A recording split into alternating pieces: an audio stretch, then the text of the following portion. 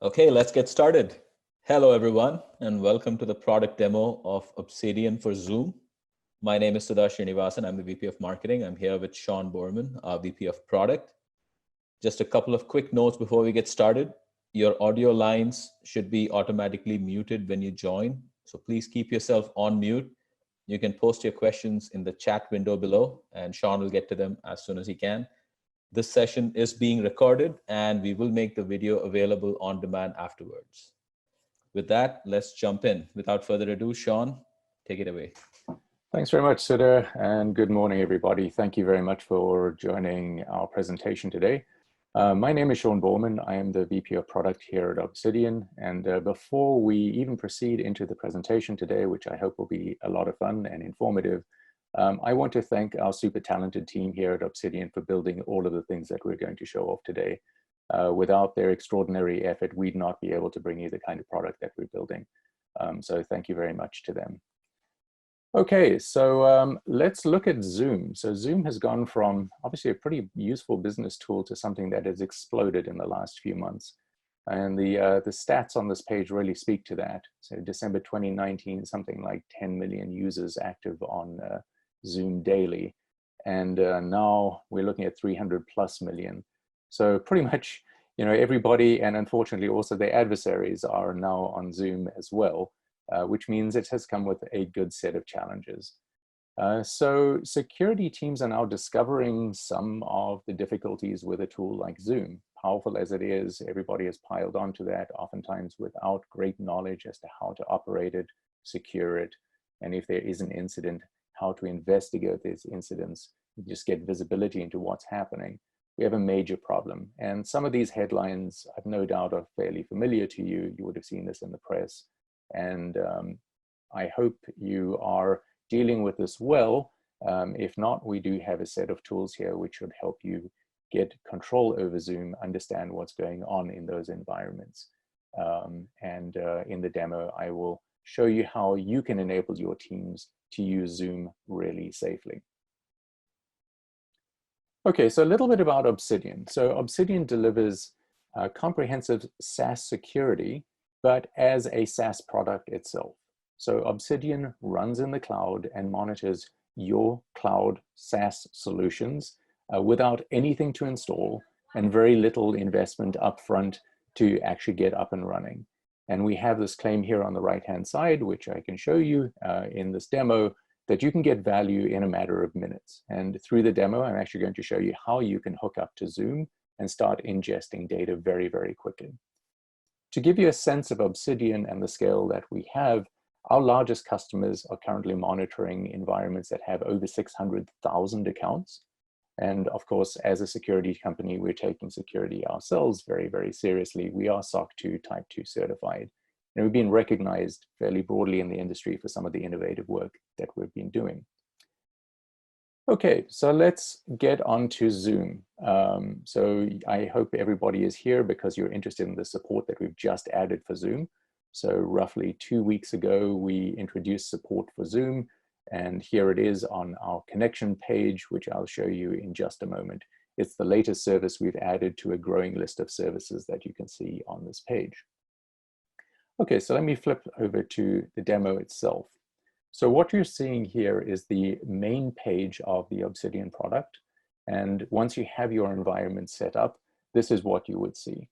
What I'm going to show you, though, is the connection page, which should be familiar given the previous slide. And here what I'm going to show you is the set of connections that we currently, or set of services that we currently support. And here is Zoom, the addition to our family. What I'm going to do next is click on Create Connection. I'm going to show you how easy it is to onboard Zoom. So to get started with Zoom, it's super easy. We require just two main things. Number one, you must have a Zoom business or an enterprise account. And number two, you must be able to log in as the Zoom owner account in order to grant permission to the Obsidian service to get the data from Zoom so that we can present it, analyze it, show you analytics, and so on. So that process is super simple. All you do is you create a connection name, you would click on Create Connection, you would log into Zoom, you'd be presented with its OAuth 2 permissions request, you'd click Accept, and then Obsidian connects immediately to the service and starts ingesting data. Super simple, and typically this will take just a few minutes as long as you do have the credentials to log in with the appropriately authorized user with the appropriate permissions. Sorry. Okay, so that gets you up and running with Zoom super quickly. So what I want to do is talk a little bit about visibility. So we've gone from 0 to Zoom data being ingested. Now that we have the data, what exactly can we do with it? So I'm going to walk through a few scenarios here. I'll show you some of the capabilities that we have within the Obsidian system. Okay, so let's go back to our main page. And as a quick overview, we have three main sections here: Act, Improve, and Monitor. Act draws your attention to important and urgent issues that need to be dealt with. So if there are critical alerts, you will see them appearing in this section of the product. Improve lists security hygiene improvements, configuration improvements, and so on that might not be as urgent, but are things that you can do immediately to improve the security posture of the services that you're operating. And last is Monitor, and in this list you'll see that we have now added our connection to Zoom. Here it is. And it's showing me the alerts that I have available, how many accounts that I have, which ones are active and inactive for both regular accounts as well as privileged accounts over here. So on this page, we get an overview of all the services that we're monitoring, alerts, hygiene improvements, and the status of those services. So let's dive in a little bit and see how is Zoom actually being used in our organization. And I'm in my test environment here. So I have a number of users on a number of services.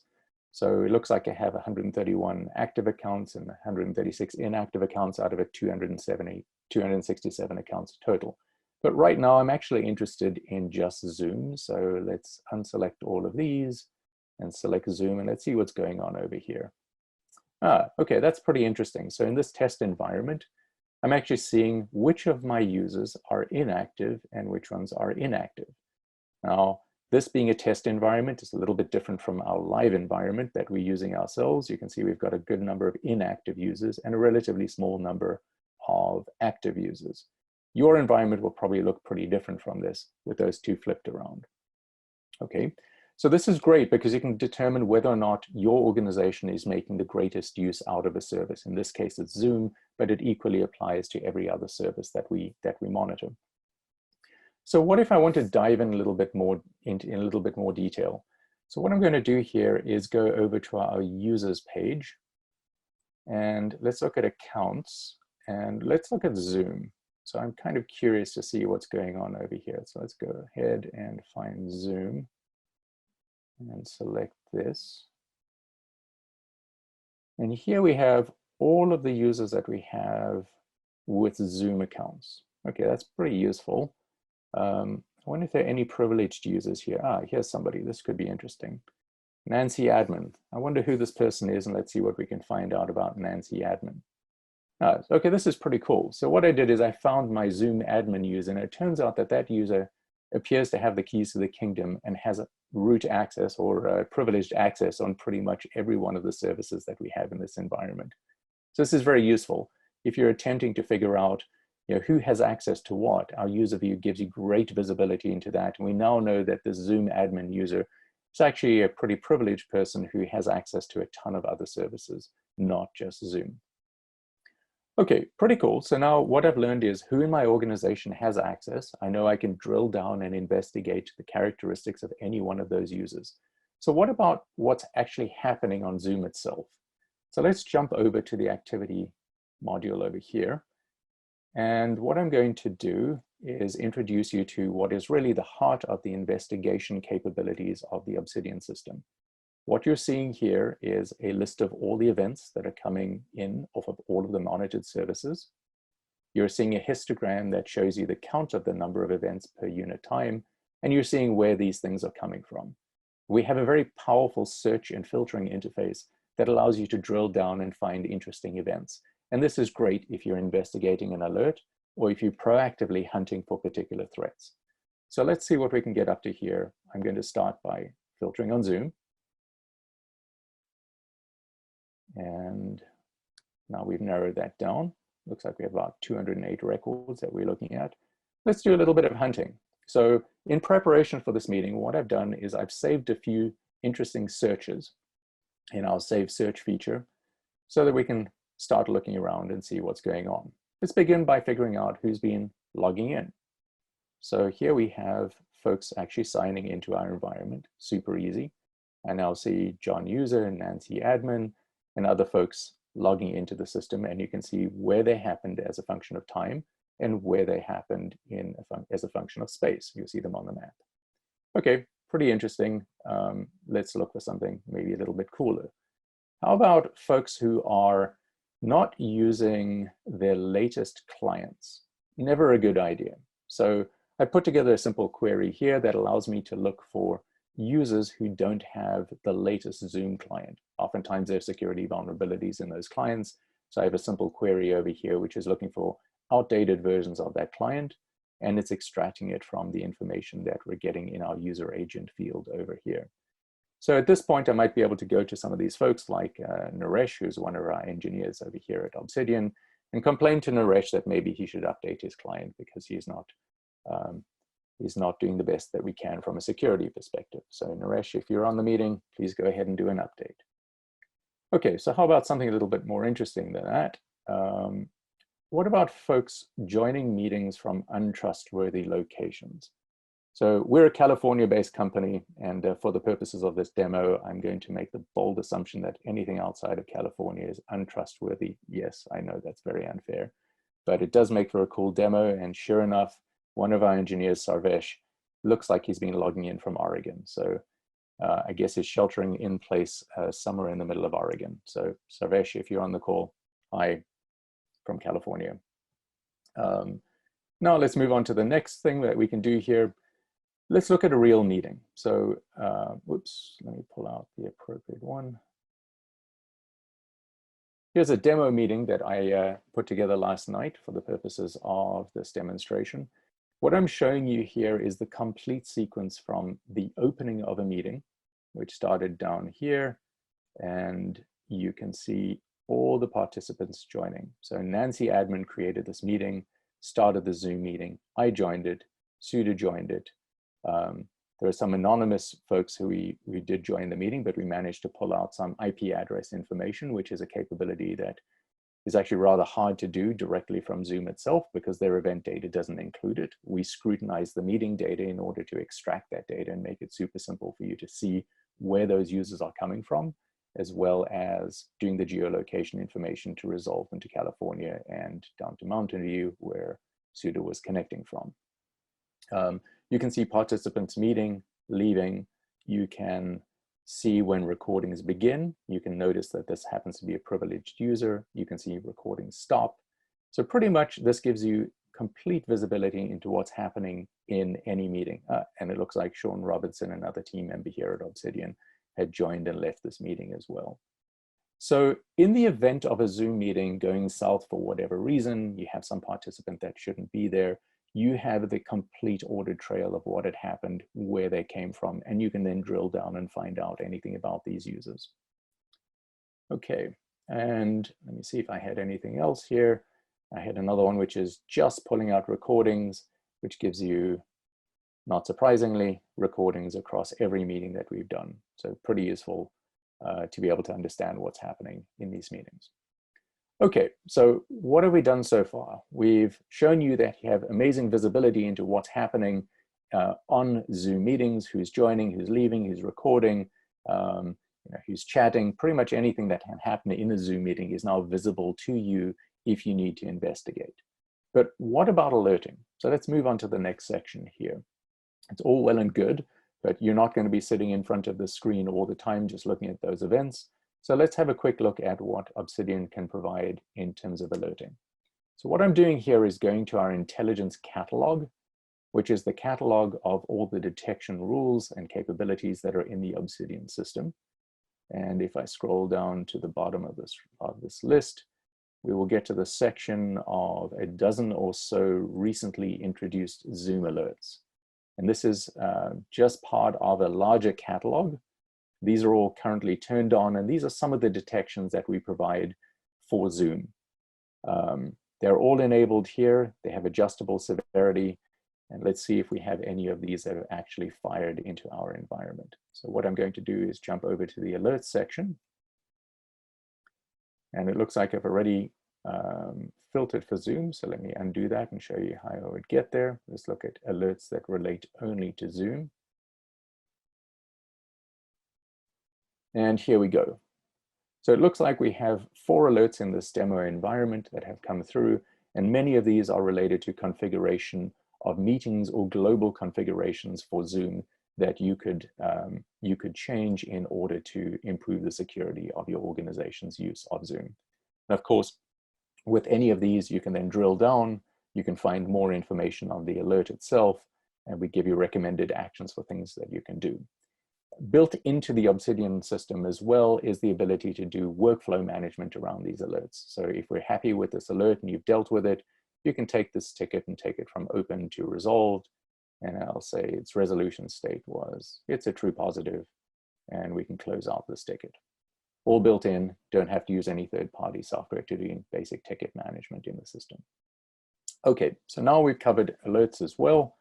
What about analytics? Okay, this is just a summary of the alerts that I had showed you, all of those appearing in the catalog.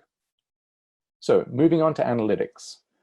We provide in the Obsidian system an extensive capability related to analytics across all services, as well as thematic analytics that help you to understand what is going on in the system and across all of the services that are being monitored.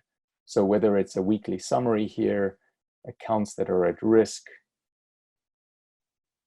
privilege risk, collaboration risk, as well as all of the service-specific dashboards that we have, this provides you a very complete and deep picture into what is happening in your organization's services. So we're here to talk about Zoom, so let's just jump over here to the Zoom page. And I'm going to briefly walk you through some of the capabilities of the Zoom dashboard that we have. So the first one would be pretty familiar to you at this point. This is the service summary, and it's what it's showing you are the open alerts that we have here. Remember, we did have 4. It looks like it closed out one of those. So there's only 3 of those alerts still pending. And if I were to click on any of these, of course, I jump back to the alert system. Then it's giving me a summary of the accounts that exist in our Zoom service that are being monitored. So there were 39 total accounts over there, 1 privileged account that was Nancy admin. And you see what the usage statistics are and some of the activity. So it gives you a really nice picture as to what is happening on those services. Going a little deeper into the data over here, what we can see is successful logins and privileged successful logins, as well as their locations. So where is the activity coming from? And then we provided a number of convenient analytics that allow you to identify accounts of interest. So the first one was, who are my privileged users? That was Nancy admin. Is our privileged user active? So showing you a heat map of the activity of this particular user. What roles are assigned to users that are privileged? So here, it looks like Ben Johnson and 3 others, I think including myself, are admins on this particular system. So you can see that all in one place. One of the things we see a lot is people scheduling meetings without actually assigning a password. And we provide a convenient analytic here that provides that information for you so that you can go back to Nancy admin or John user and politely suggest that perhaps they should in future be adding a password and following best security practices. Of course, if these meetings are scheduled without passwords, our alerting system would also be able to detect that and raise an alert if you wish to have that occur. Old clients is a problem as well. So this is a report that allows you to find those users who have old clients. And sure enough, here is Naresh, our offender with respect to the version 4 client that he still is running. Hopefully he's updated that. And we'll find any other users in the system that you should be contacting, suggesting that they come up to security compliance. Recordings as well and screen sharing, if you like to understand how the system is being used and find users who are maybe doing unusually large amounts of recordings or screen sharing, both from a cost and security perspective, this is interesting. We provide that data. And then of course, who are your power users in the system? So what we have here is about 11 or so analytics. And this is part of an ever-growing list of things that we have already built and are building for Zoom support. Okay, let's move on to the next section here, which is a quick summary of the analytics capabilities that are available right now in the Obsidian system with respect to Zoom. Okay, so what is next? Well, Zoom support in Obsidian has just been out for a couple of weeks, and we already have about a dozen detections. We have about a dozen analytics, and there is more to come. We're constantly adding new capabilities, new detections, new analytics, new displays to the system, and that's true for all services, not just Zoom. One of the things that we're working on, which I think will be very interesting when we ship it, is a complete view of all meetings, both past, in progress right now, as well as future. And this is something that isn't easily available in the Zoom system itself. So we are ingesting the data and putting it into a representation, which will allow you to search for any meeting, past, in progress, or upcoming, and then be able to determine the settings for the meetings, the participants, whether or not it meets your security compliance requirements, and so on. So that'll be pretty exciting once we have that out there. There are, of course, more alerts and more analytics on the way. So the next thing as well, of course, is we have a free trial, which is available to you right now, which is 2 weeks of unlimited access. There's no cost, there's no obligation. You've seen the process for onboarding Zoom or any other service. It's super easy. You can be up and running in just a matter of minutes. Data starts flowing shortly after connecting up those services. So you can get value with no commitment on your side and really get to discover the capabilities of the Obsidian platform for Zoom and the Obsidian platform for other services that you saw on our connection list with very, very little overhead. And of course, you can do things vastly beyond what we've shown you here for Zoom. You'll be able to do that across all services. So things like discovering compromised accounts, suspicious activity, insider activity, unusual download activity, so on. There's a ton that you'll be able to discover in the platform itself. And with that, we have reached the conclusion of the demo. I hope that I have given you a flavor for both the capabilities of the Obsidian system in general, as well as the capabilities with respect to Zoom, which is the latest addition to the family of services that we support. And with that, let me open it up to any questions. And thank you very much for your attention. Perfect. Thanks, Sean. We do have one question that came in just now. Could you walk me through your response capabilities? Absolutely. So one of the things that we have recently added, which we're super excited about, is the ability to take direct action from the Obsidian system.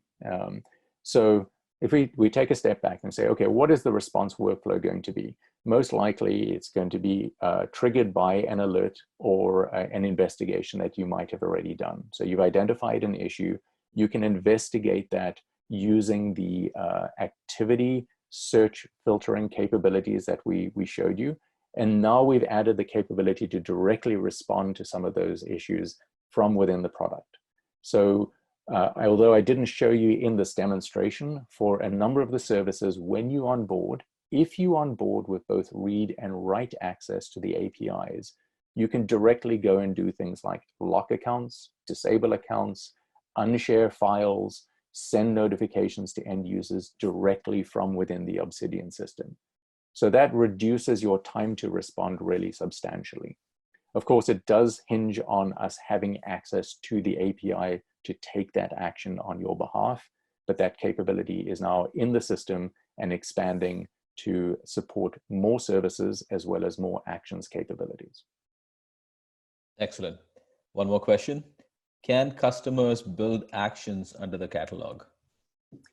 That is a feature that has been often requested and is being built right now. It is on our roadmap. So one of the things you saw me demonstrate in this demo was the capability of saving a search. We are building on that capability to then be able to save an alert action. So you'll be able to compose a search which will find the thing that you're looking for and then say, convert this into an alert, give it a name, give it a severity level, and it gets automatically added to the catalog.